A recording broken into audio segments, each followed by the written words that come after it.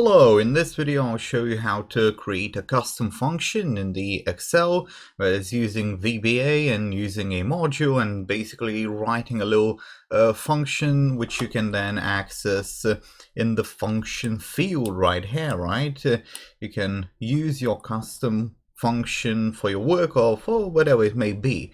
Now recently, or not so recently, I did a video on how to create a macro, how to record a macro rather, not how to write it or how to customize it, but how to record it. So this is kind of related to that. We'll go into the same kind of development environment in a way in the Microsoft Excel.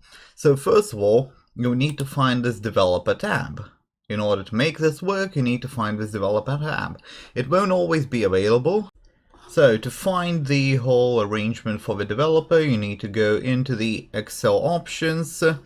And then in the Excel options, you need to go to customize the ribbon, right? Customize ribbon. And then you simply have this developer. So select that. Usually it's not selected. Or you can actually get it from here, depends on where it is, where everything is, and then you want to select everything to be selected, and that's it. That's all you need to do to start with. Obviously that's not the whole thing. Now in this case we have a function called new custom function. It takes either 3 arguments, or in this case like that, it takes 2 arguments. Okay, so it has a sort of variable number of arguments, which you can often see in Excel. So we have that, and in order to create that, we need to go to the Visual Basic Developer tab.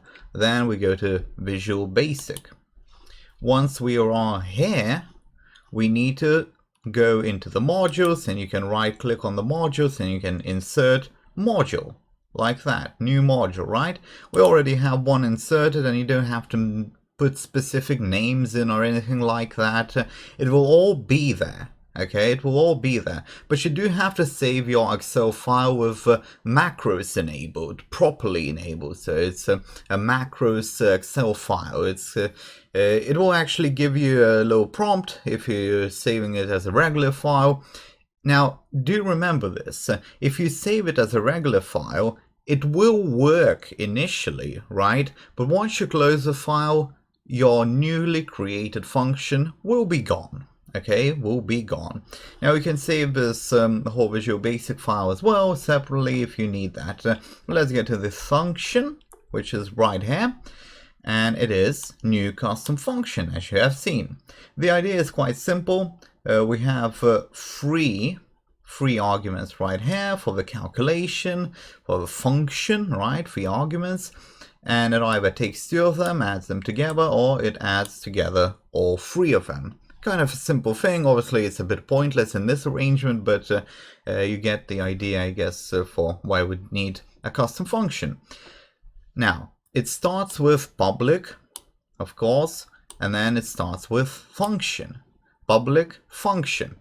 Every public function will be visible in that function field, in the calculation field in the Excel for every user, for a non-programmer, if you will.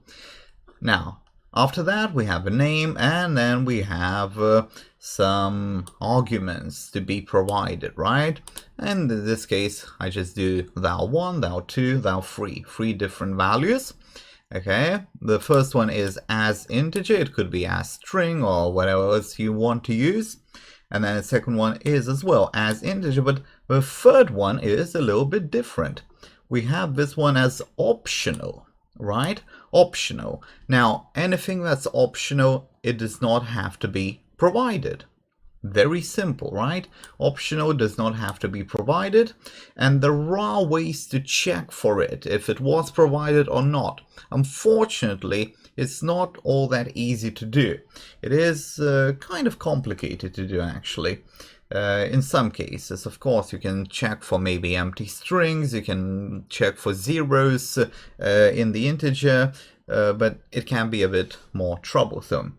Now, as string, after the arguments, that is basically the return type. In some programming languages it would be called. we have as string. So this is what gets displayed into that cell. Okay, you put in something into the cell, you do the equal sign, and you write your formula, and then you use this custom function formula kind of thing, right? And then you get a string. You get a string.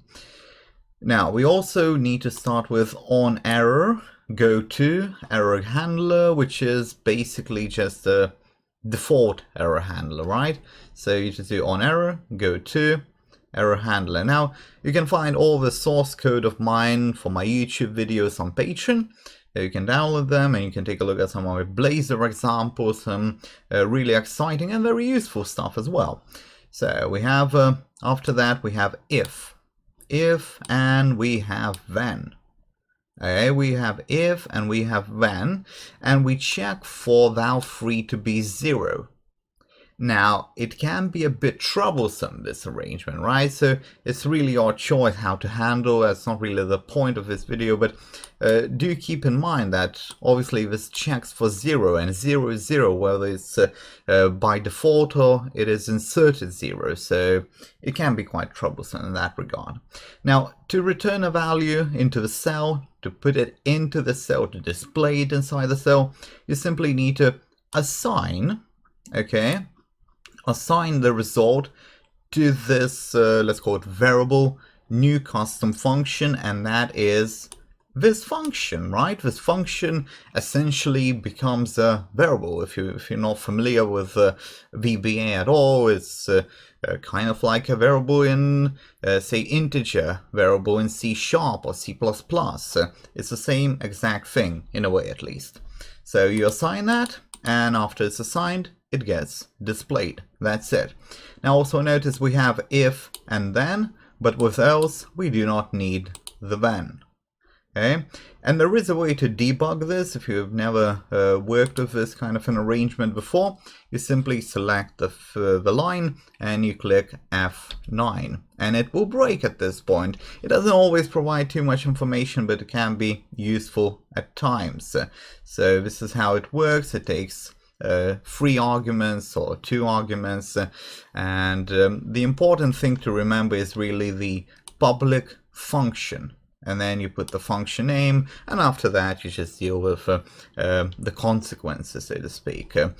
So take a look at my other videos, take a look at the macros recording if you want to get into the stuff a bit more, and do take a look at some of my courses as well. Learn C# programming language, learn the web development in one course with C#, API development, Blazor, SQL Server, HTML and CSS as well. Lots of different things in one single course, and you can take a look at some of my other courses, take a deeper look at all these different things.